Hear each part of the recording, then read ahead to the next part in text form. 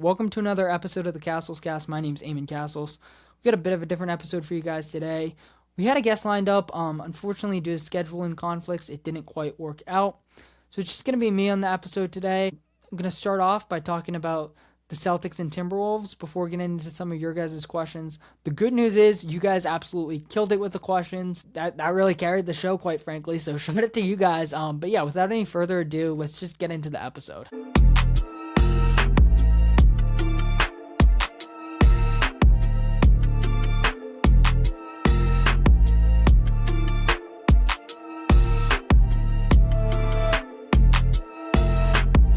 Let's start off by talking about the Celtics.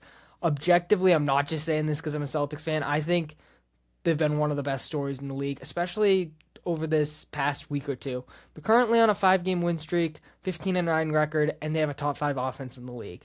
That's going to change after the Milwaukee game. I'm recording before that. This episode will be out Friday. But the point is, they've been really, really good. And I think the most surprising part, just based off those 3 stats I listed, would have to be the top 5 offense. For this team to be a top 5 offense without Jason Tatum and with a really lackluster center rotation is super impressive. And I think that's a testament to Joe Mazzulla and just how great of a coach he is. I don't think he's get enough credit. This culture is really sustainable. This style of play is really sustainable. And I think a big part of that has to do with Mazzulla.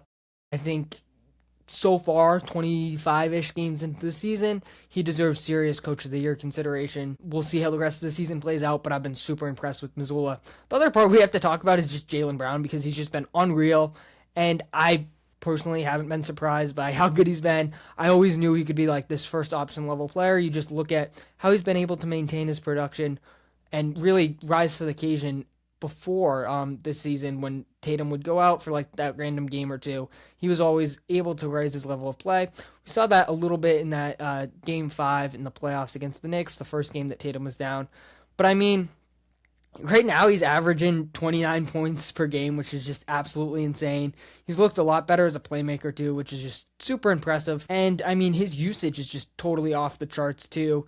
He has a 36.1 usage rate, which is just among the highest in the league.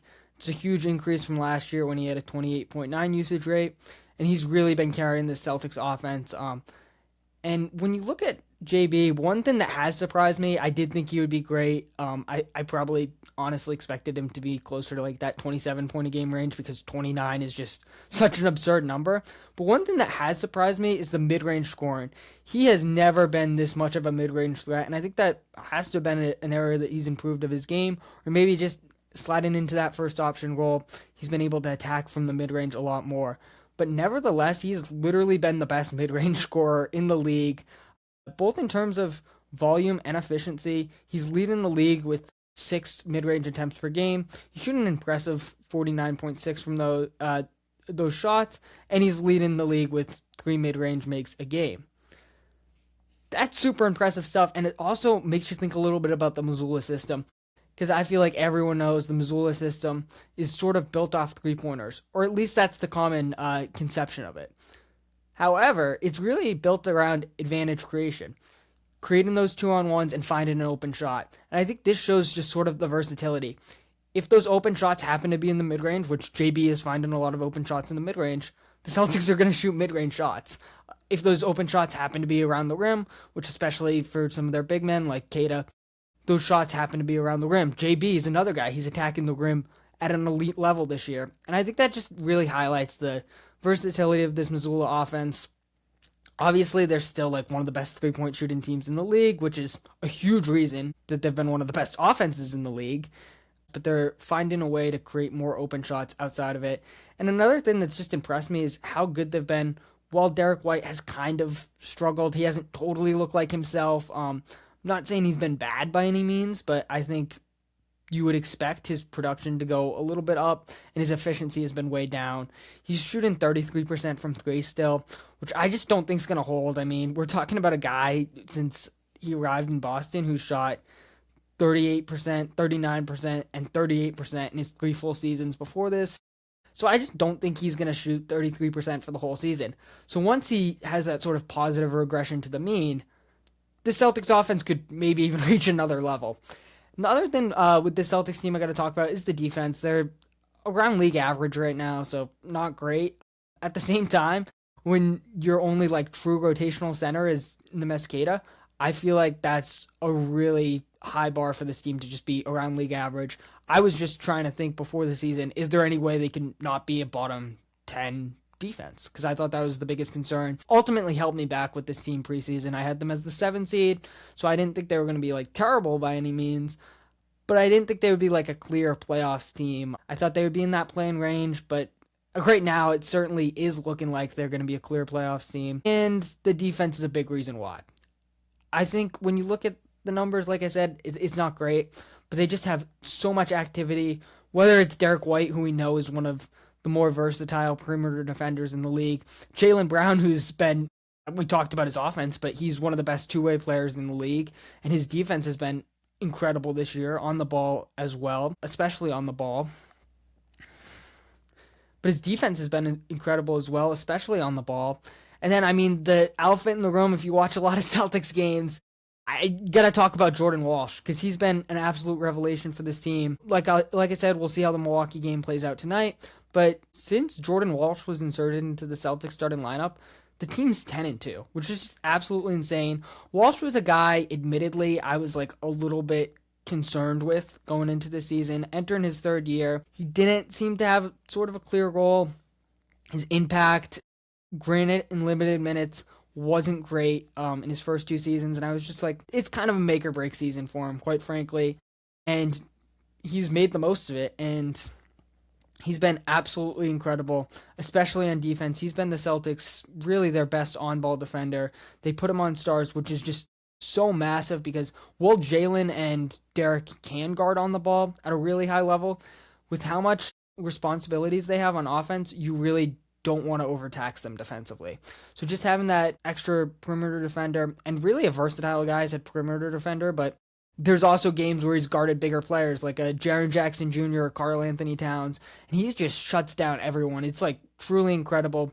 What Jordan Walsh is doing is just really insane, and it's been one of my favorite stories throughout the league so far, and I think even if you're not a Celtics fan, you kind of have to appreciate it a lot. And then Kata's the other guy that I'd like to highlight. He's been fantastic. He has some of the best on-off splits in the league. And, I mean, this Celtics defense is just different when Kata's on the court. And, I mean, it makes sense. You do need a rim protector.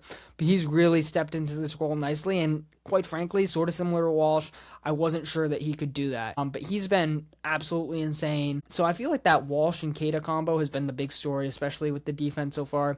But then even beyond that, they have a guy, Josh Minot, off the bench who just absolutely wreaks havoc. Super versatile guy. Excellent defensive playmaker, not as elite on the ball as like a Jordan Walsh is, but he's still really good on the ball. And you can just have another guy to like throw at these star players if Walsh is off the court, if you just want to give him another look. It adds a nice wrinkle to that Celtics defense. And then you have Ugo Gonzalez, the rookie, not like a mainstay of the Celtics rotation, doesn't get a ton of minutes, but he's another guy. He's just like a pit bull. He can just guard on the ball really nicely, forces turnovers, and his hustle's just off the charts. Really, really nice pick that the Celtics got there late in the first round back in June. Baylor Shireman and Sam Hauser, 2 other guys I just want to quickly talk about. Their defense isn't awesome. I will say like Baylor's hustle's really good. He grabs a bunch of defensive rebounds. Still kind of trying to find his groove offensively.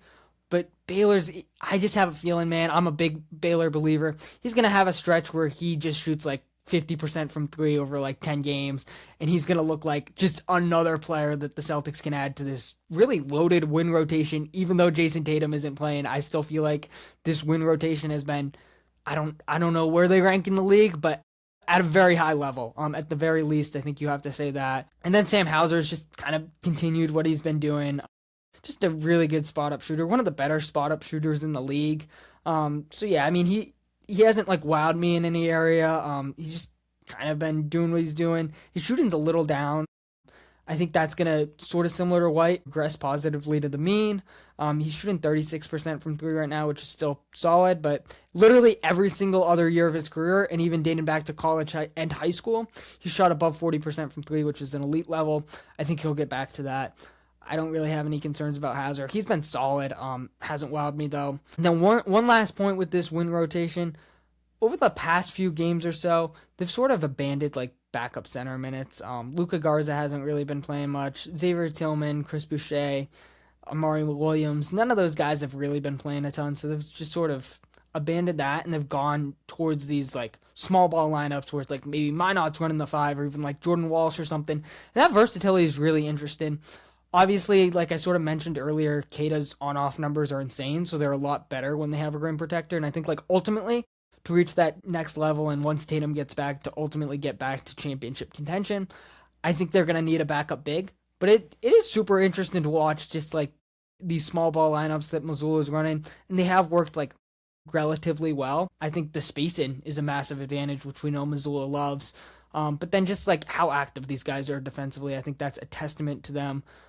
Just based on that they have been able to sustain some, keyword some, not a ton. They haven't been awesome, but they have been able to like hold their own when they've gone to these small ball lineups. Pritchard and Anthony Simons are the last two guys I kind of want to talk about. Haven't touched on them a ton this segment, but I mean, Pritchard, let's start there. Pritchard's been really, really good. He's taking another step up, which I mean, I'm personally not surprised by. I feel like the more minutes he gets, the better he continues to get, and he just continues to improve. The playmaking's been really good. Defensively, he's like smaller, but he plays really, really hard. He's just kind of a guy that gets up in your grill, makes those hustle plays, and I think that has helped him earn some of Missoula's trust, not just this year, but over the past few years as he's gotten that bigger role. Yeah, I mean, right now he's averaging 17 points a game, which is about 3 points higher than he did last year. The shooting, again, hasn't been fantastic, which, again, I don't think he's going to hold. I don't think he's going to shoot 34% from three all season long. And with that in mind, I still think this Celtics team can at least maintain like a top 5 offense. I mean, rising up, it's going to be tough just because the 4 offenses above them are genuinely insane. At the same time, when looking into this Celtics team, who has at times been a top 10 offense and a top 10 defense, I think the offense portion of their early season success is sustainable, especially when accounting for that these guys haven't been shooting the lights out. With that being said, Pritchard's been super impressive on the ball, taking on that starter role. He's really impressed me, and the playmaking has been really good. It's definitely leveled up from last year and just what I can remember, and part of that's just getting more responsibilities, but I think another part's just him improving, obviously. And then when you look at this team, once Jason Tatum comes back, I feel like that's the elephant in the room. Is he going to come back this season? I think he is, to be honest with you. This was something in the offseason I was like, does it really make sense for him to come back? I don't know. At the time, I was a little bit skeptical. The more and more footage we saw of Tatum, though, it looked like he was like way ahead of schedule. And with how good this team is, I mean, I just think it kind of makes a little bit more sense for him to come back. We've seen guys like Drew Smith, for example, in the Heat. He's not like a household name or anything.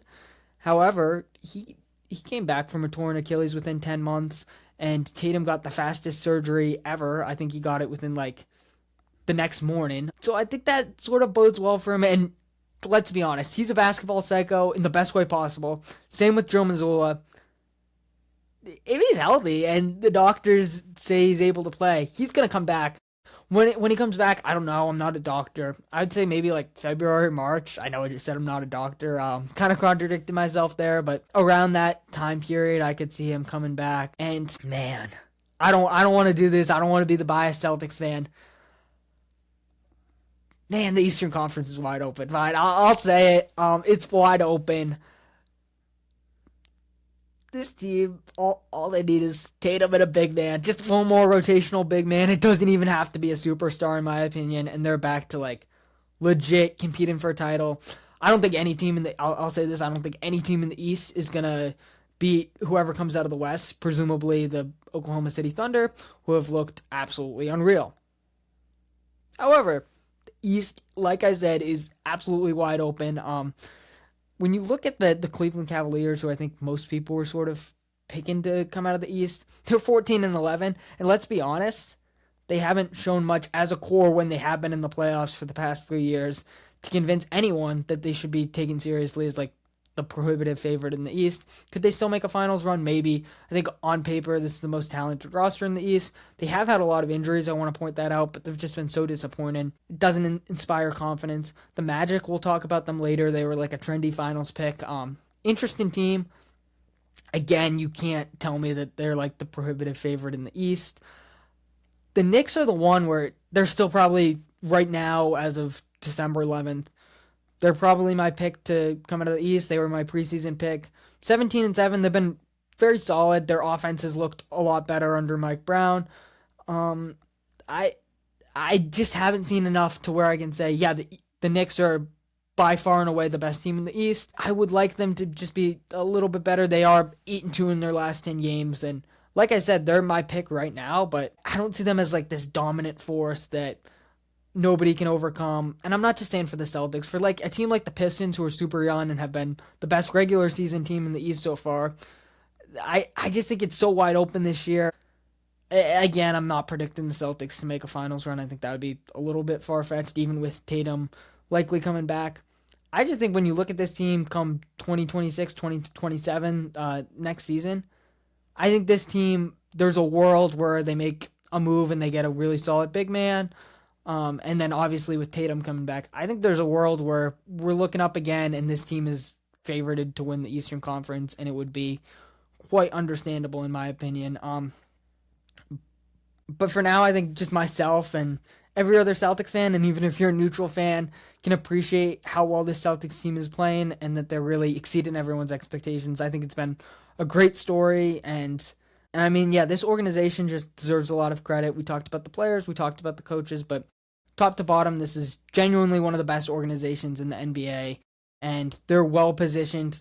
Probably not going to happen this year, but they're well positioned to get back into that top tier of contention going forward. And I've just been very, very impressed with this team. I thought they would be a little bit better than people thought, but they've certainly exceeded my expectations, even given that I thought they would be a playoff team.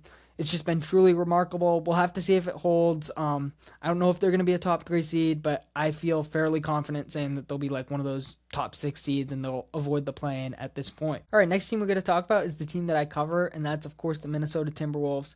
Timberwolves have had a weird start to the season. They're 15-9, so not awful, 6th in the West, but some of their losses have been truly awful.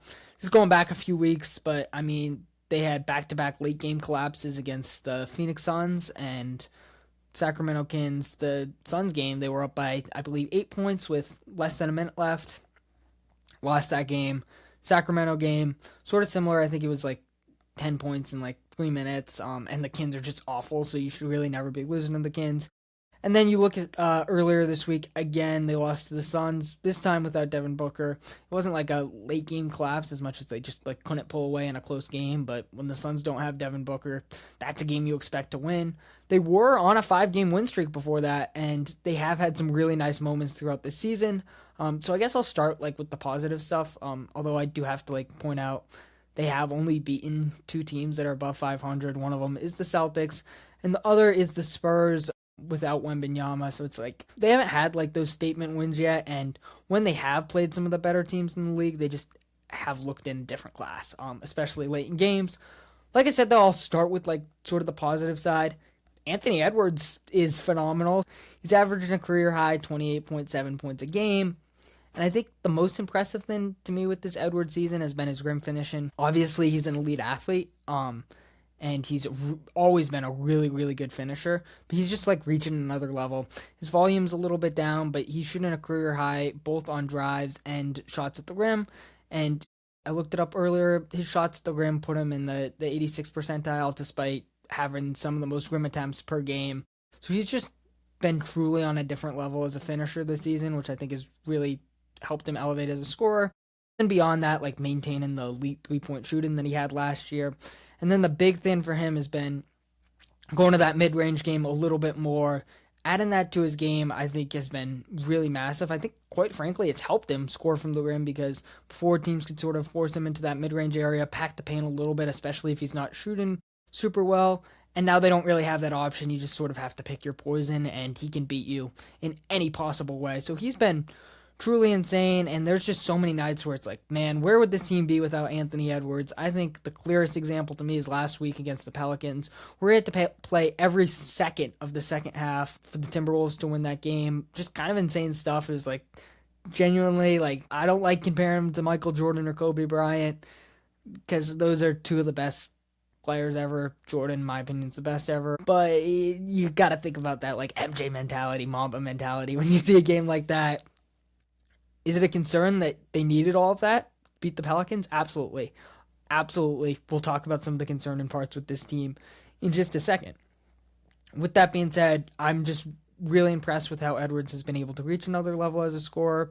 And the mid-range game has been a big part of that. It's helping him beat double teams. It's given him a little bit more of a diverse shot diet, which I think is super huge because before it was literally just like get to the rim or shoot threes.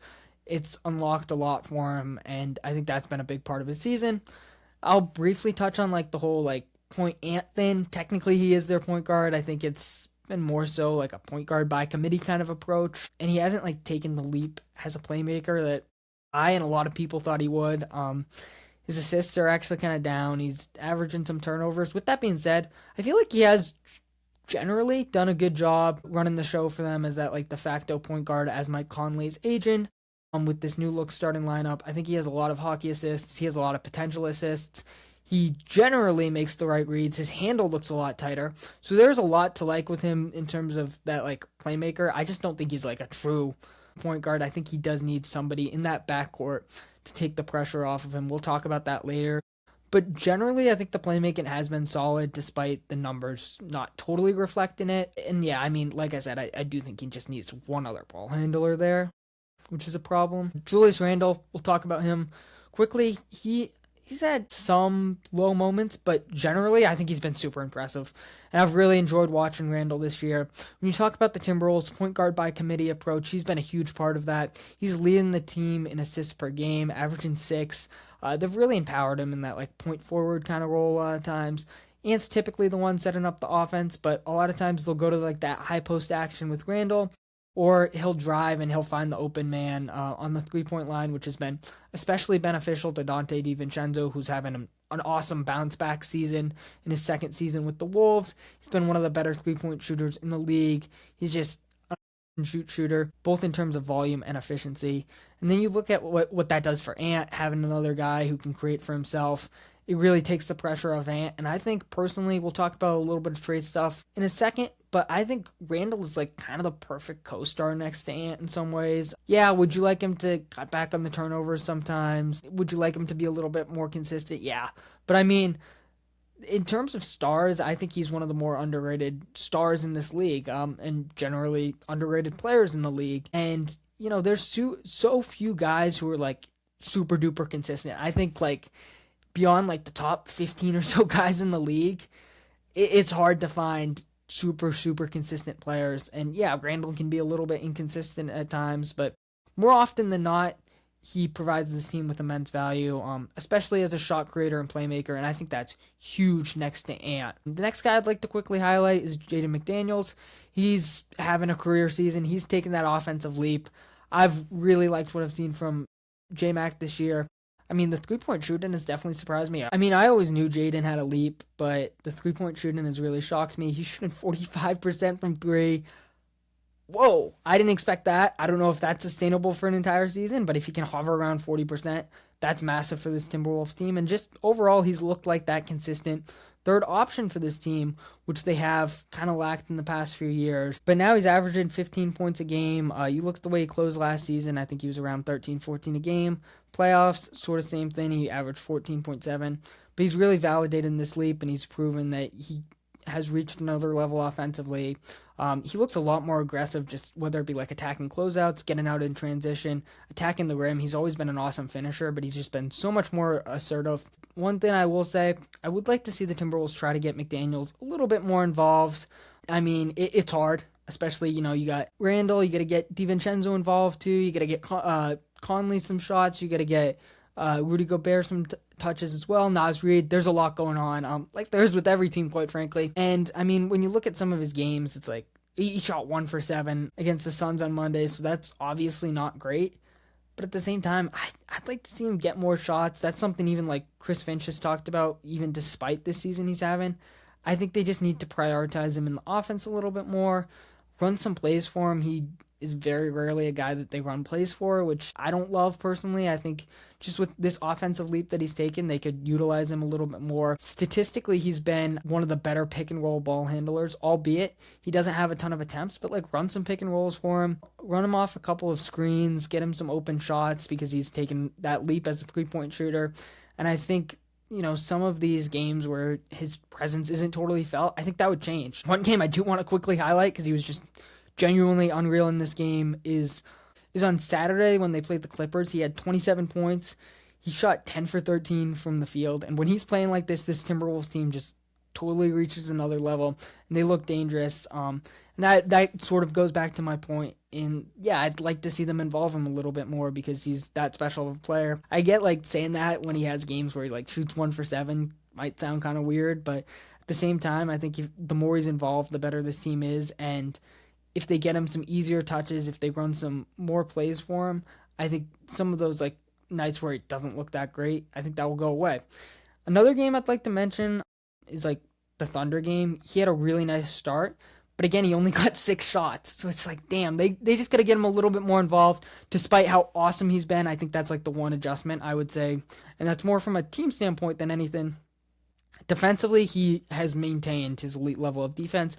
He's still one of the better point of attack defenders, and he's super disruptive off the ball. Super, super important to who this team is defensively. Him and Rudy Gobert are like those true like defensive anchors of this team. I mean, obviously, Rudy's the main defensive anchor, especially given his rim protection, but Jaden is super important to this team on defense as well. Rudy's another guy I'll mention. The offense has been fine, especially against really bad teams. He's been able to take advantage of weak matchups, which is awesome.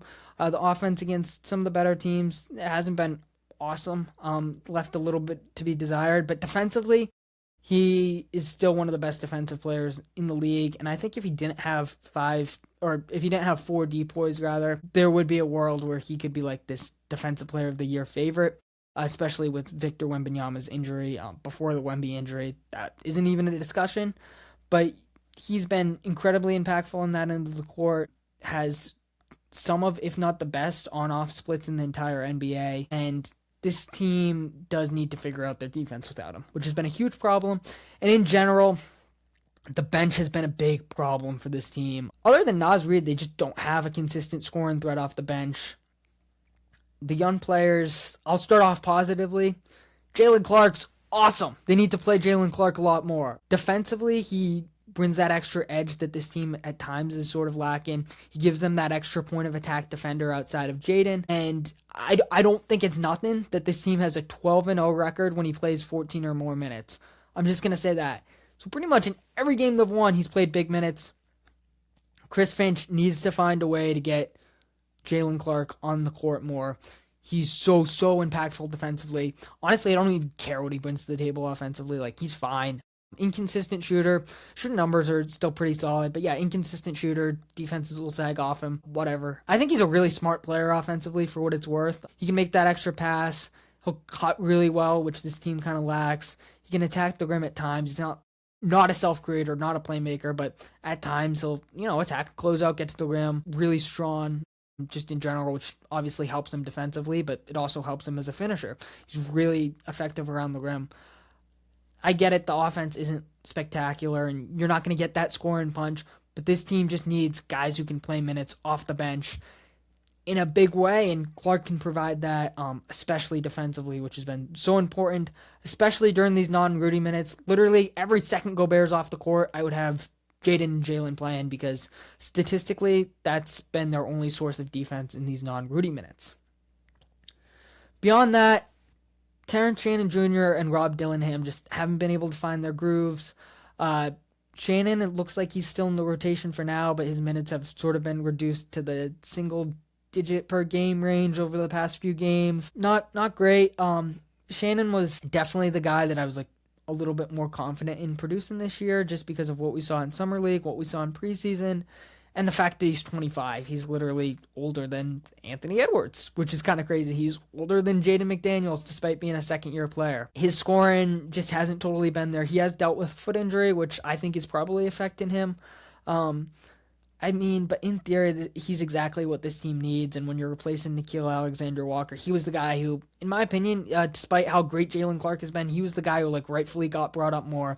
I just think we saw so many flashes from him last year, especially in that Western Conference Finals when he had 35 points in the last 3 games. Just he should be that spark plug off the bench, man. And he's had some really nice moments. Against OKC, he had a really really great game. Just hasn't totally been there. In theory, his finishing should be a lot better. And I think that's my biggest concern. If you watch a lot of Timberwolves games, you'll probably know that he just doesn't have a right hand, and that's a concern for a guy that should, in theory, be a little bit more seasoned. That's the biggest thing for me that just jumps off the screen. Is he just can't go right at all, and even if he is driving right, he'll switch last second and go to his left hand, and that's just a big problem. I still do have some confidence, even though his minutes are pretty down in these last few games, and maybe we'll see him get pulled from the rotation, at least temporarily. I just have confidence that he'll bounce back at some point. Spot up shooting has been pretty good. He's shooting 40% from 3, so that's a positive. I feel like the playmaking, it hasn't been awesome. He's had some turnovers, but a lot of times I think the process is there. It's just a matter of getting back to who he is, which is an elite finisher, a guy who can attack downhill, get out in transition, just be that absolute spark plug. That's what this team needs. I will say just briefly, the defense with Shannon has not been very good at all. And that's another concern I have, especially because in theory, he should be at least a pretty good defender. He has the build, he has the strength, he's a very smart player. He hasn't been able to put it together so far, which I would say is a bit of a concern for a 25-year-old. Again, I still really like Shannon. I think he's going to be able to bounce back at some point, but right now, especially for a team that needs that bench production, it's been a problem. All right, we got to talk about the point guard play. Talked about pretty much everything else. Hinted at a little bit with the point guard by committee kind of stuff. But yeah, it's a real problem for this team, especially when you get into clutch time games. They just don't have a guy who can organize the offense and has that shot creation burst, because I do want to give Mike Conley some credit. He's still a super smart player, and he can make those smart decisions and stabilize the offense as a playmaker, especially late in games, and they have turned to him a good amount late in these games. It's just he has no advantage creation, and he has no burst at 38 years old, which is kind of to be expected, quite frankly. And then defensively, he's a smaller guy, I believe and then defensively as a smaller guard, with declining athleticism, he's going to get picked on a lot. He's still super smart, so he can make some of those nice plays, get a couple of steals, still fairly strong for his size, but it's just when you have that decline in mobility at that age, you're always going to get picked on, especially as a smaller guard. And I mean, the real problem, in my opinion, has been the offense with Conley. It just hasn't been there at all. We saw this last season. He declined a lot. It was a career worst year. And then the playoffs, he went down another level. And it looks like he's even gone down another level from the playoffs. I don't know, it's kind of sad. I love Mike Conley. Genuinely, before I even, started covering the team or whatever, when he was on the Grizzlies, growing up, I just always liked him just because he was such a smart guard, smaller guy, but he was, the other thing, he just wasn't, a pure playmaker guy. But he could finish at a really high level, really good shooter. He could just do so many different things. Really good defender for his size, in his prime. So it's just kind of sad to see him at this stage, but the unfortunate reality is that they're counting on him to play a bigger role. They're counting on him to play a big role, and he just can't totally provide that at this stage of his career. He's averaging 19 minutes a game, which honestly might be too much for him. I'd like to see him more so in that 15 minutes a game range. I think this team honestly needs to play Jalen Clark more minutes than Mike Conley, even despite their point guard problems, which is crazy to say. I just think that's sort of where we're at with Conley. Just for reference, he's only scored double-digit points 3 times, and every time it's been exactly 10 points. So yeah, just the lack of shot creation, the lack of burst, ability to create for himself, it's a real problem. Especially from a point guard, you really need that. You really need a guy to take that pressure off Edwards. And that's where the trade talks will start. They do need to trade for a point guard, in my opinion. But yeah, beyond that, we'll get to the trades in 1 second, I promise. Rob Dillingham, it looks like he's out of the rotation for now. Bones Highland, we saw him take those Rob Dillingham minutes back on Monday, and he scored 14 points. I have a hard time believing that they're going to turn to Rob, who's really struggled, and that's another one that's tough for me because I'm a big fan of Rob. I thought he was going to have a really big season, especially with Conley aging and Nikhil Alexander-Walker leaving in free agency. I just thought he was going to have a really big season, and I loved him in college, loved him coming into the draft. He just hasn't been able to put it together. He looks like he's lost a lot of confidence. I will say, like, on the positive side, like, despite being 175 pounds and 6'2", his defense hasn't been, like, atrocious. Yeah, he's always going to get picked on, but he reacts pretty well. He can force some steals. He's pretty quick. Again, he's not a positive defender. That would be kind of foolish to say that given his size deficiencies. But the defense has, like, kind of surprised me, even for a guy that was high on Dillingham. With that being said, the offense has just been really bad. It's been really rough. And I hate saying that. It's just when you're a small guard and you're shooting 34% from the field and below 30% from three, it's really hard to justify playing you any real minutes, even though they invested a lottery pick in him and they traded 2 future firsts to draft him. It's a tough situation, man. This team is trying to compete for a title, and at some point they got to prioritize winning, and that's what they're doing right now. Beyond like Highland playing in that one game and looking really nice, it has been confirmed by John Krasinski, who writes for The Athletic. For now, Dillingham's out of the rotation and he doesn't have the coaching staff's trust. He also mentioned that Anthony Edwards has been lobbying for Bones Highland to get real minutes. He also mentioned that Anthony Edwards has been privately lobbying for Bones Highland to get real minutes. It kind of makes sense with how Dillingham struggled and, quite frankly, how well Bones played in that opportunity he did receive back on Monday. Bones is a really interesting case for the Wolves because he's sort of like what they thought Rob would be this season, and when they drafted him. I don't want to overreact over one game, but they're very similar types of players. They're like that microwave scorer, smaller guard, super fast, can generate some rim pressure, can pull up from the mid-range, can hit threes both off the catch and create them for themselves. I think having that extra microwave scorer and shot creator in the perimeter off the bench is going to be massive for this Timberwolves team. We'll see if Highland can stay consistent. I think that's been a problem throughout his career. But if he can, I mean, I think that changes a lot of things for the Timberwolves. I don't think he's like the permanent solution at point guard, but he's a nice piece off this bench, and I think he could play some serious minutes, and he changes a lot of things for the Timberwolves. As I mentioned, like the bench scoring's been really bad. They've been bottom 5 in the league for bench scoring all season, so they just need that extra punch, and I think Highland can provide that. I'd still look to trade for a point guard. I mean, yeah, Highland's nice. He's a nice microwave scorer. It's just like when you get into like clutch time situations, I kind of have to see it. Maybe he just goes on an absurd stretch, and it's like, okay, yeah, he makes sense. This is like all they need at point guard. I don't really see that happening, though. I think they really just need more of that, like, stabilizing playmaking force, which Highland really isn't. He's a great bucket getter. He can provide some playmaking, but he's a little bit erratic in that area, and then defensively he's not great. I just look to get somebody a little bit more well-rounded, and especially that can, like, set up and organize the offense in these late-game scenarios. Trey Jones is a guy I'm always going to advocate for in the Bulls. And then Jose Alvarado and the Pelicans, I think, would be super beneficial for this team as well.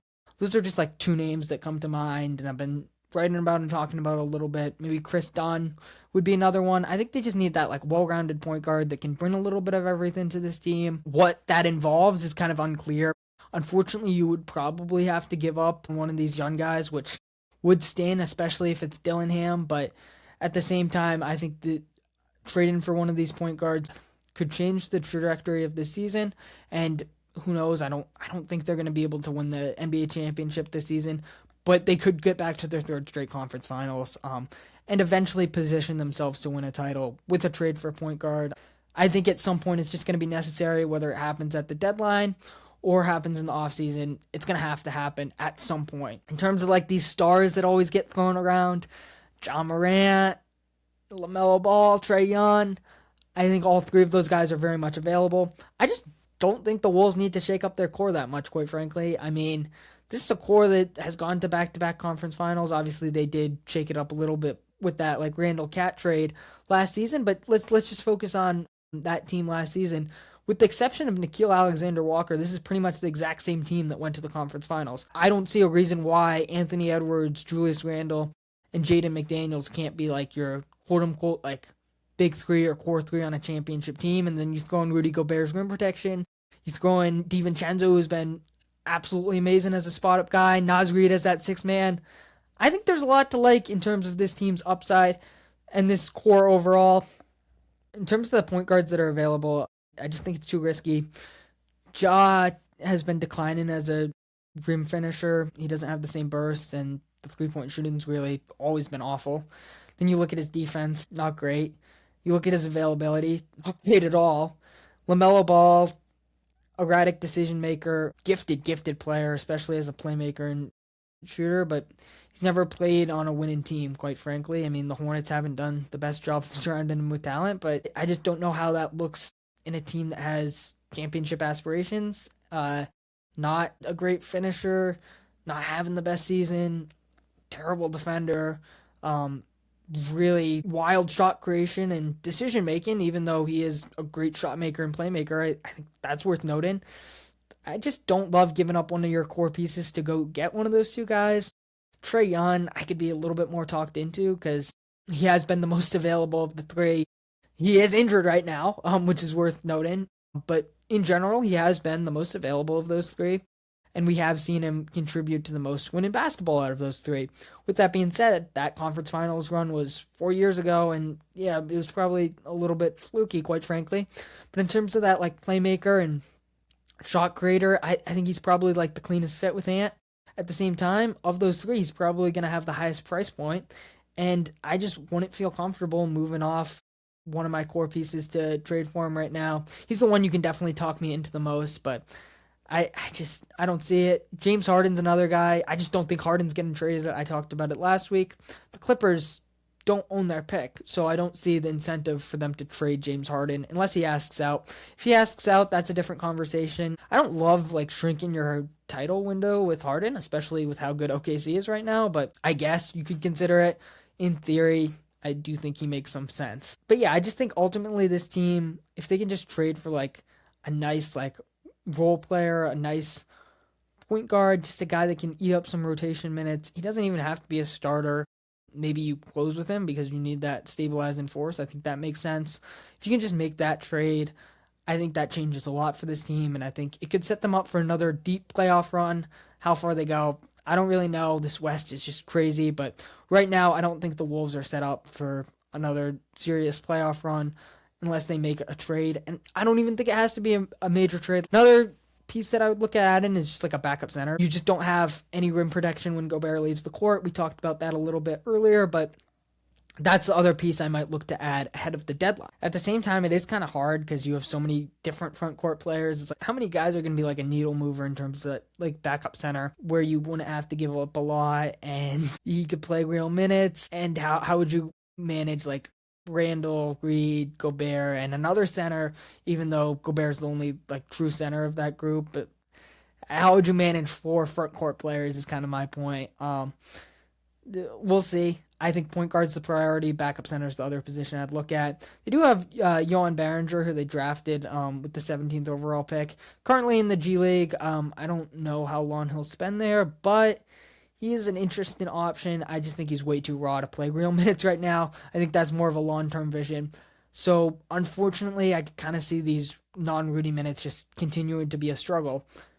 Like I said earlier, though, I would literally just play McDaniels and Clark together every second the Rudy's off the floor. Maybe I'm just missing something, but metrically they've been a lot better with that duo when Rudy's off the court. So maybe that's an adjustment for them. But yeah, the real concern to me is point guard.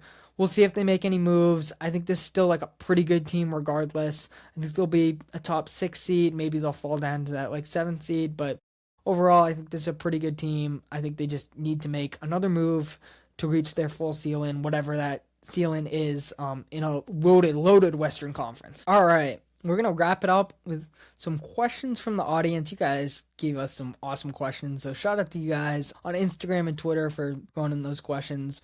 All right, first off, I got to give a shout out to my boy Hayden. I'm not even going to read his question. It's a little bit too wild for the podcast. I'm going to plead the fifth. I'll let you guys use your imagination on what Hayden's question was. But yeah, shout out my boy Hayden. Great guy. Next up, we got Justin Holland. He wants to know who's winning the Fantasy Football League. Listen, man, confidence is key. I'm in the playoffs. I am the 8 seed, but why would I not say myself, man? I won it last year. I like my roster a lot. I think I have what it takes to win it all, even though I am that 8 seed. In our league, it's a 14-man league. We have had an 8 seed win it before, and I think it can be done again. I did win it last year. It wasn't an 8 seed. I think it was like 4 or 5, whatever.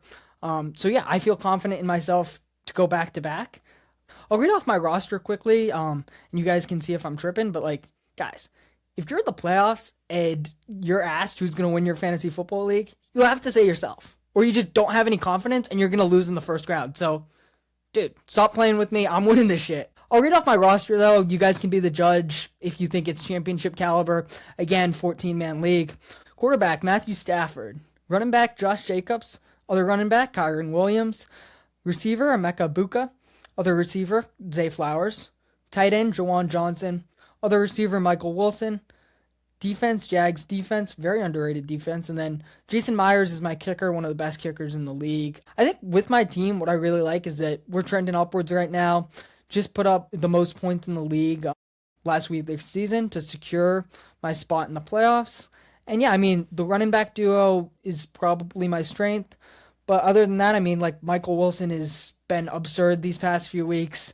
And when I look at my team from last year, which again did win it all, I think this roster is just better. I might not have the clear-cut star like I did last year with Gibbs, but overall, I think my roster is a little bit better.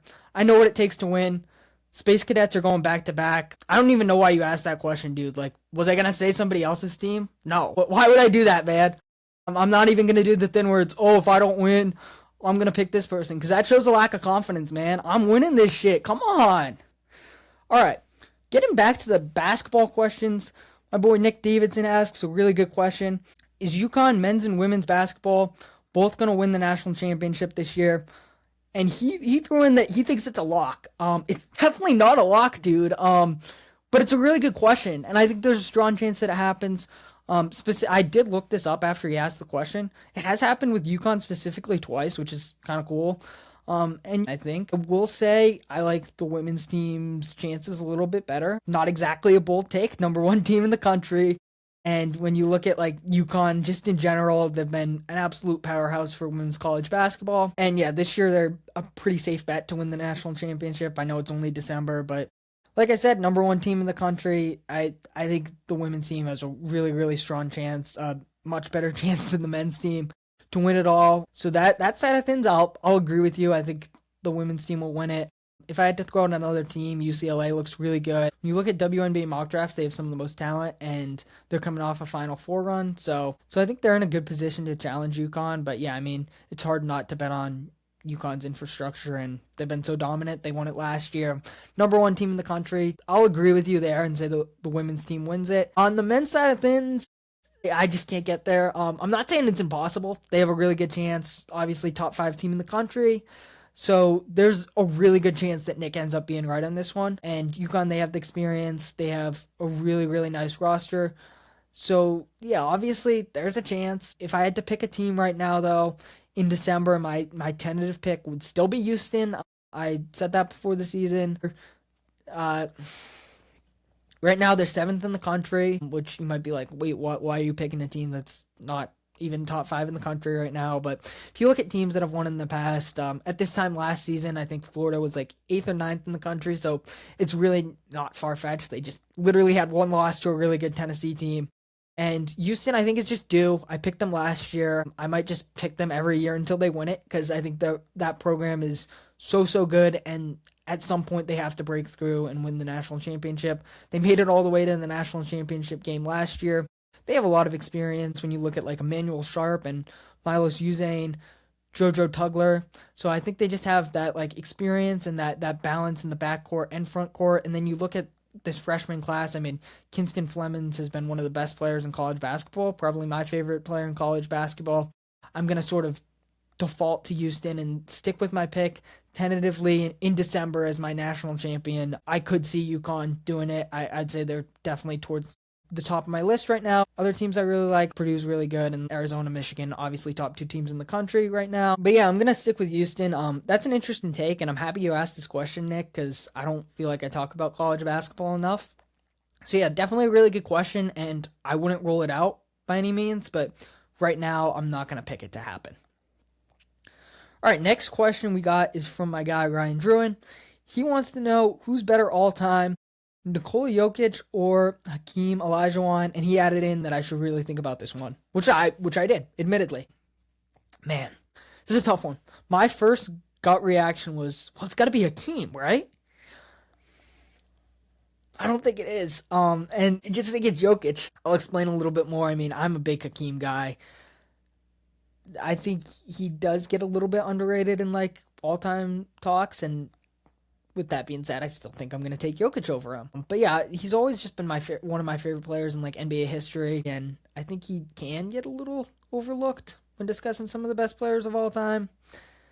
But yeah, I mean, I'm still going to take Jokic. I think ultimately what it comes down to for me is Hakeem has never had a 6-year stretch quite like what we're seeing from Jokic, where, again, it's still early, but like Jokic, I would bet will finish top 2 in MVP voted once again for the 6th straight year.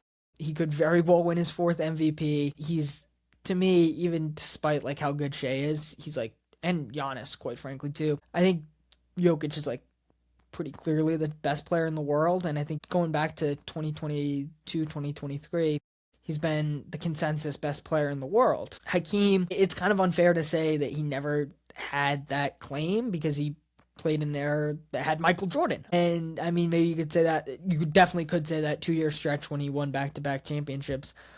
But I don't think you could say he had a 6-year stretch where he was minimum a top 2 guy in the league, where he was finishing top 2 in MVP voting every year, where he was the consensus best player in the world. He did have that best player in the world claim when MJ retired briefly, but I mean, throughout his career, again, it is unfair because he played in an era with Michael Jordan, but he wasn't even like consensus second best player every single season. There was some years where he was maybe closer to like 3rd or 4th. I just think what we're seeing from Jokic is kind of unprecedented historically, and he's like truly, if he's not already, like when he retires, he's very clearly going to be a top 10 player of all time. He very well could be a top 5 player of all time, and that's just a really high bar. Even for a guy in Hakeem who's just super impactful, one of the best two-way players of all time, one of the best centers of all time. It's just kind of a high bar because Jokic has genuinely been the best player in the world over the past few years, and I don't know if that's going to change anytime soon.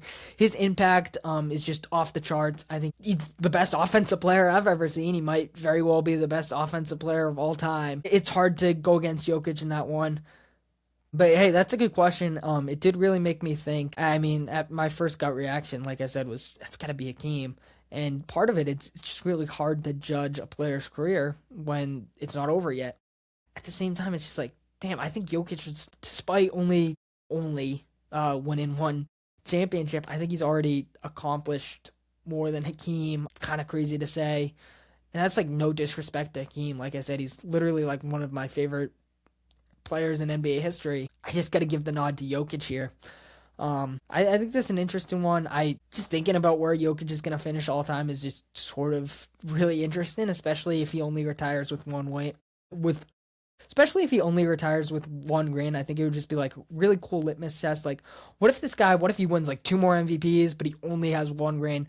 Like, how would we evaluate this guy all time? I think it's super interesting, but minimum, I think he's going to retire a top 10 player in the world, and I think you could make a really strong argument that he already is. I think minimum he's going to retire a top 10 player all time, and I think you could make a really strong argument that he already is. Worst case, I think he's like somewhere around like 12, 13.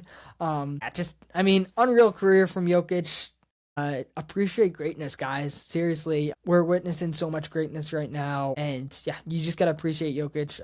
I don't think enough people understand just how great he is as an all-time player, not just as the best player in the world right now, but he's genuinely one of the best players of all time. All right, moving on to question from my good friend Charlie Bishkoff. He has 2 questions. First one we got is, what's the Kings' next move? And this one, like, I have an answer for you, but I don't at the same time. Allow me to explain. If you listen to the pod consistently, you know that I've been begging this Sacramento Kings team to blow it up. It makes absolutely no sense. It's completely goofy, especially with this draft class, man. Like, just position yourself to get a top pick, rebuild, and reporting is signaling that this is the direction the Kings are going to go in. So I feel a little bit vindicated for saying that at the beginning of the season when I was like, guys, the Kings are going to kind of trade everyone. They're going to blow it up. I think that's where we're headed. I don't know if they're going to trade all three of their guys, but I would expect at least two of DeMar DeRozan, Domantas Sabonis, and Zach LaVine to be gone by the trade deadline. That's my general vague answer. I don't think I'm going out on a limb here. And that's sort of where I have a problem. It's like, I think they're going to trade these guys, but where? What are they going to get? What are these guys' values? Because none of them, quite frankly, they're all really nice players. I think they're all like, I mean, DeRozan might be a little bit further back than this, but like top 50-ish guys in the league, top 70. Sabonis probably has the most value, but his contract stinks, man. And same with LaVine. LaVine, I feel like he's like the most plug-and-play guy, probably the second best overall player behind Sabonis of this group, but his contract's really rough. And when you have a bad contract, especially in this second apron era we're in, it's tough to move off of him. And then DeRozan, just like the lack of floor spacing and his age. His contract's not as bad as those guys' contracts, but it's still a high number. It makes it hard to find a landing spot. Last week, if you tuned into that podcast, you know that we did mock trades for a bunch of these guys. I had Sabonis going to the Grizzlies, and I kind of hated it, and I had to talk myself into it. I just couldn't find that many suitors around the league for him. Toronto's another one, I guess. I just don't think the value is going to be great wherever he goes. I don't think they're going to get anything close to a haul for him or any of the other players, and I think that's really what makes this team so tricky. LaVine, I had him going to New Orleans. They take a swing on his talent, I guess. I don't know. That doesn't seem super realistic to me, even though that's what I came up with for a destination. Maybe Milwaukee gets involved, but with the whole Giannis thing, I don't know. DeRozan, I don't know if like a contending team would be interested. Maybe it's a younger team. I think Bruce had a trade for him where it sent him to Brooklyn in like a 3-team deal where the Bucks get Michael Porter Jr. I mean, that's interesting. Maybe he'll go to like one of these really bad teams. I just don't know. So that's kind of the tricky part with the Kings.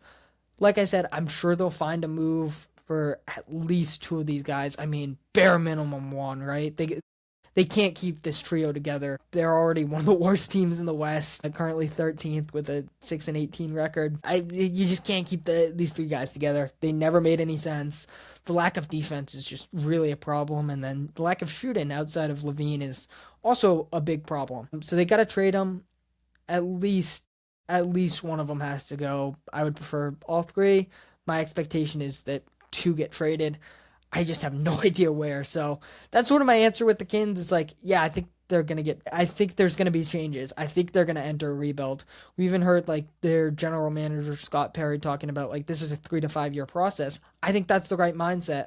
Again, especially with this draft class coming up, you just want to secure a top pick. This roster makes no sense. It stinks going into another rebuild because 2 years ago they were a playoff team, but ultimately it's the best move for the franchise. It's just, I don't know exactly what a rebuild looks like for this team, given how weird these players are, quite frankly. So that's my best answer for you there, Charlie. If I had to predict, I guess Sabonis would be the first one to get moved. Don't feel great about saying that, quite frankly, but I think he's the best overall player, and he's going to have the most trade value at the end of the day, despite that weird contract and some of his deficiencies as a player. I just think teams would be the most comfortable taking a swing at Sabonis compared to one of the two other guys. Ultimately, they'll probably find some suitors. I just have no idea who they will be, quite frankly. All right, moving on to our last Instagram question. Once again, it's from Charlie. He said, after Adam Bain, are the Magic real? Are they any more real than last year? Yeah, absolutely they are. Last year, when you look at this team, they were a 7 seed, but they were way better than their seeding showed. They had a ton of injuries. They had the worst shooting in the league. Their shooting, even with Bain, hasn't been great, but it's improved. Their offense has improved, finally. And, they're 15-10 right now. They're not as good as I expected them to be, but it's hard for me to say that they're less real when you have Desmond Bane and the East, like I said, is this wide open. And you're healthy, quite frankly. I do need to see it with Franz and Paulo for a little bit more. It's kind of weird because it's not even like a specific to either player type of thing, but like when one of them's down, this team just looks better. It's weird. I think personally, it's kind of a coaching thing. A lot of people will point to it's a Paulo thing, but hey, guess what? They also kind of look good without Franz. I know it's a smaller sample size, but that NBA Cup game against the Heat looked really good. The offense was a lot more fluid than it looks with both those players in the mix. I don't like to do the whole thing where it's, are they going to break it up? I doubt it this year, man. They got to see it through. But at some point, I do think it's reasonable to like ask to, hey, can we just see this team fully healthy? See the best two players sort of coexist because they got off to a really weird start despite Landon Bane. And the two best players just didn't look like they were totally gelling together. Again, I think it's kind of a coaching thing. The offense, I think, could be a little bit revamped. It's just like with Paulo and Franz, it's just like a little bit too much ISO. A lot of people say that's all Paulo. I think it's kind of a coaching thing because, like I said, that NBA Cup game, their offense looked a lot more fluid. And guess what? It was Paulo there and Franz wasn't. So, yeah, I mean, at the same time, with that being said, I'm pretty high on this Magic team. Record's not great, and like I said, I do need to see it. I really do. But man, with how wide open this East is, if the Magic can put it together with Paulo and Franz for a couple of weeks, I'm gonna make them my tentative favorite. Even with the Knicks, I think the Knicks, like I said, favorite for now. But if the Magic can put together a really good stretch with Paulo and Franz, which it will take some time because Franz is currently dealing with an ankle injury, but a few weeks when he gets back, and if this team's rolling with those two, I'm going to have a hard time not saying this could be a sneaky NBA Finals team. I don't think anyone from the East is winning it, but the Magic could potentially make it with those two and the defense that they have around them, the size, the length. They're just really tough to play against. And then you add in the shooting of Bane. Anthony Black's having a great year. Jalen Suggs is healthy for now. Yeah, I think this could be a really dangerous team in the playoffs. Just, yeah, especially with the two wins, if they can put it together, the upside's through the roof. I know I said it's kind of a weird fit, but like you have two all-star level wins. You have a ton of upside, man.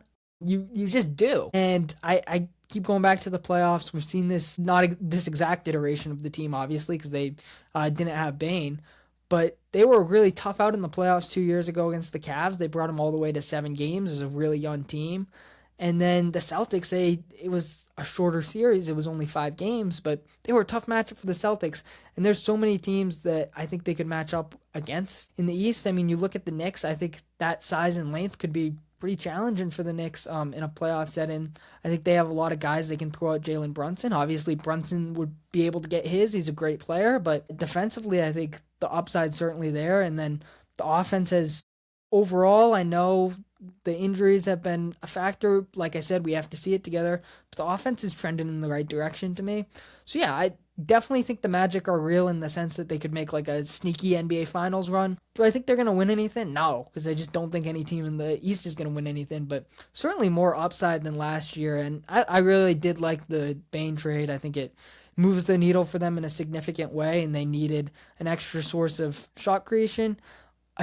They really, really needed some extra shooting, which is, of course, what Bane provides. And, yeah, he just really changes everything for this team. Like I said, we're going to have to see it with Paulo and Franz, but overall, I feel pretty good about this Magic squad. All right, last question we got is from our guy, Groundball Renaissance, over at Twitter. He said, what is your Christmas wish for the bottom feeders of the league? This is a good one. I don't know how many teams we want to consider bottom feeders. But yeah, I'll start with the Washington Wizards because they have the worst record in the league. You absolutely have to consider them bottom feeders. And for me with the Wizards, it's just you're not going to win a bunch of games. You don't want to win a bunch of games, especially with this draft class. So it's not as much about winning games as it is about like establishing good habits, and it's just to establish some sort of defensive culture. I think Alex Sarr, on paper, he's a really good defender. Bilal Coulibaly, he's a really good defender. So they have like a couple of guys where it's like I can see the defense. Sean George is another guy I'll throw in as that like good versatile defender, 6'8". He's got a lot of size. So like those three like young players, maybe I'm missing someone. My apologies. But like off the top of my head, like on paper, like really, really solid defenders. Outside of that, yeah, the defense isn't great, and that's why they're the 30th defense in the league by kind of a significant margin.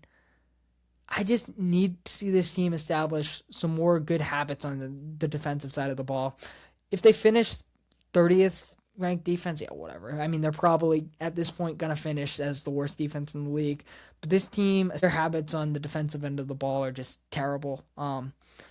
Just no awareness. Maybe that's like partly a coaching thing, but yeah, no awareness, really bad in transition, bad off ball. I mean, on ball, they're a little bit better, I guess, but yeah, it's just to establish some sort of defensive culture and pride on that end of the floor because I think that's really lacking for this Wizards team, and I think that's a realistic wish for them just to have a little bit more of like a defensive culture there, especially as you rebuild. I think the worst thing that can happen for this team is they're just like the league's worst defense every single year and you don't see any improvement. So I'd like to see a little bit of improvement on that end of the court from them. Then we got the New Orleans Pelicans, who also only have 3 wins, and I guess they have the worst record in the league, 3-22. For me, this is a tough one because they don't have their pick this year.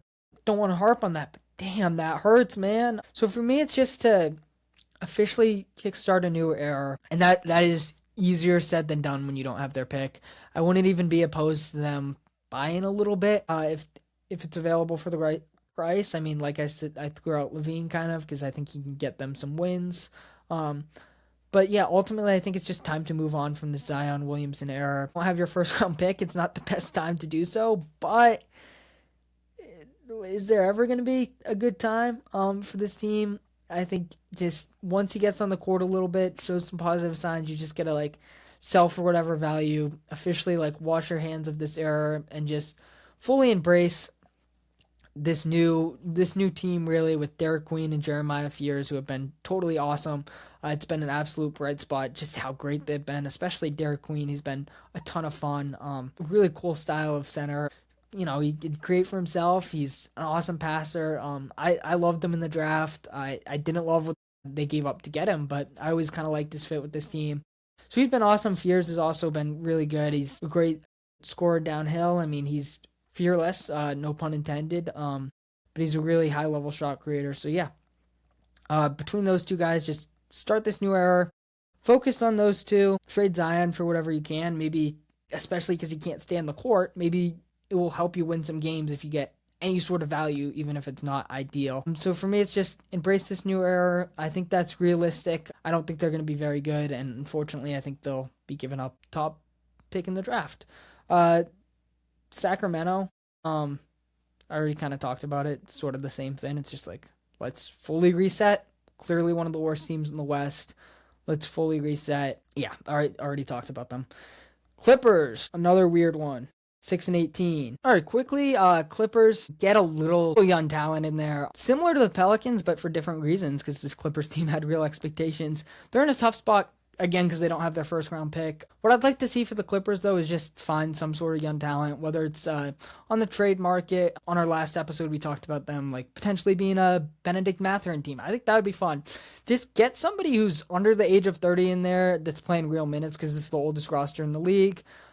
I know they're set up nicely for, I think, like the 2027 offseason with their cap space, but overall they're in a really rough spot, and I would just like to see them get some youth. Maybe it's sort of prioritizing that internal development with like Kobe Saunders, Kobe Brown, and Cam Christie. I can't say those are like 3 of the better young players in the league, but maybe give them some more opportunities, see how they can grow a little bit. It's hard because you definitely still want to stay competitive without your pick. At the same time, I think they just need a little bit of a youth punch. So I could potentially maybe even see them trading like a guy like Ivica Zubac. Ultimately, I'd just like to see this team get a little bit younger, have some sort of young talent, have just some quality players that aren't on the wrong side of 30, quite frankly. Going back to the East, for the Brooklyn Nets, it's kind of the opposite. Just play the rookies, man. That's my wish. The Nets, I'll be honest, have not been one of my favorite teams to watch in the league. And going into the season, I knew they would be pretty bad. But the one thing that I was kind of looking forward to with this Nets team was they drafted 5 first-round picks, which is pretty unprecedented, and you can kind of see why, because it's really hard to find, even if you're one of the league's worst teams, it's really hard to find opportunities for these young players, especially five guys with a similar play style. But I just wanted to see these five young guys just kind of rock out. I mean, obviously, you got to get minutes from Michael Porter Jr., Nick Claxton, Cam Thomas when he's healthy, stuff like that. But for a while, it was really like Jaeger Demon that was the only young player playing real minutes. It's gotten a little bit better. Danny Wolf's getting some time. Ben Serif's getting some time. Drake Powell's getting some time. Nolan Freyari is still in the G League. I just like to see all five of these young players play at some point. They're trending in the right direction, so I think especially like if it's like a Christmas wish, I think this is like a very realistic one, especially for a Nets team that doesn't want to be good. I see no reason why they shouldn't just unleash all these young guys, have all five of them play 15 minutes a game, just develop them. Even if they're not ready, it's really a scenario where they can't lose because they don't want to win games. So it can only benefit them. Just unleash the young guys. It never made sense to me why they drafted 5 first-round picks, and it makes even less sense that all 5 of them aren't getting consistent minutes. The last sort of bottom feeder I'll discuss, I guess I'll do the last two bottom feeders I'll discuss will be the Hornets and Pacers. I guess we can start with the Pacers. I'm shocked that they're 14th in the East right now. Obviously, with Tyrese Haliburton injured and Miles Turner leaving in free agency, I didn't think they would be nearly as good as they were last year when they made the NBA Finals and were one game away from winning the championship. But I did think they would be a lot more competitive. Injuries have just absolutely ravished this team. And yeah, at this point, it's probably in their best interest to like fully embrace the tank. I guess my wish is just to see some of these guys consistently healthy, which we have been seeing a little bit more over the past 10 or so games, and they have looked a little bit better. I know it's in their best interest to position themselves for the draft, but my wish is that they can just not have the worst injury luck in the league, because it really stinks to see, because this was one of the best teams to watch in the league last year, and I just haven't been watching them nearly as much because of the injury problems. So just from like a fan perspective, I'd just like to see this team a little bit healthy and just not have such bad injury luck. So yeah, get healthy is my wish for the Pacers. For the Charlotte Hornets, my wish is that they fully embrace the Con Knipple era. Now, there's a lot of LaMelo Ball trade rumors. Personally, I'd be down to just trade him. I know it's kind of might be counterintuitive because you're in a rebuild, but LaMelo, with his injury problems, with some of the stylistic problems, I don't think it's the worst idea to trade him, especially if he's not exactly happy there. Personally, I do think some of the reports, it's just as much as, hey, he's not totally happy there, as, hey, he's not the face of the franchise and the franchise's priority anymore. With that being said, Con Knipple has been one of the better rookies in the league. It looks like him and Cooper Flagg are going to be gunning against each other for Rookie of the Year, which is pretty cool. And yeah, whether it's keeping LaMelo or trading LaMelo, I think they just need to make Con their priority going forward. Face the franchise, whatever. I would just like to see them run, which they are, especially because LaMelo's been in and out of the lineup with injuries. Just run it, not every, just run the offense through Con a little bit. His shooting and his playmaking feel is just so awesome. He's not like a total lead guard, so easier said than done. But I just think he needs to be their priority, not just going forward for the rest of the season, but for the foreseeable future in Charlotte. He's the future. I think the Hornets need to embrace that. You could also throw like Brandon Miller into this conversation, but again, he's sort of been in and out of the lineup. But for me, it's sort of similar to what we talked about with a few other teams. It's just like embrace this next chapter of Charlotte Hornets basketball and really prioritize Con, which they have done a nice job of so far. For one of the worst teams in the league, they're pretty entertaining to watch, and I think Con's a big part of that.